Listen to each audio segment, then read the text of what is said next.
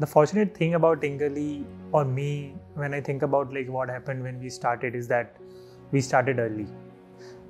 Actually, we started in our third year of our college, and at that time we did a simple thing. We had several ideas, and we figured out and pointed out to one on what we really wanted to do.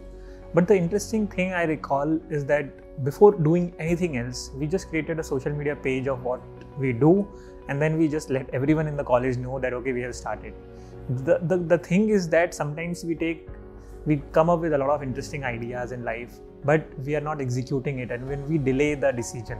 So that was I think one moment which I am really proud of and very fortunate about, is that we announced it.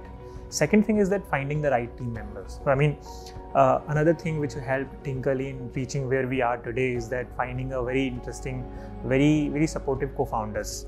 Because startup co-founder is something not like you are just having a business partner. It's like, again, a life partner. You do not go for just the person who is the most talented. Again, in your life partner, you might not get someone who is the most pretty woman as your life partner, or the most high-paying girl. What you want is someone who you can live with, someone who you enjoy the company about. So that is same is the thing. The what fortunate thing happened about Tinkerly is that my another co-founder Om, who was my batchmate as well as cycle mate. So every day our practicals were same. Kapil, who is now CTO of our company, actually he was the one who actually let us clear our exams. Vivek, he helped us raise several sponsorships for our college fest that we were organizing. So these are some of my personal incidents. But finding the right co-founder helps us in the ups and downs of the journey. Because if you have more co-founders, first thing, you have the more executive persons who are full-time, full integrity into it in your business. Second, everyone doesn't get demotivated at all. I mean, at one single point of time. So sometimes you get emotional support also from your co-founders.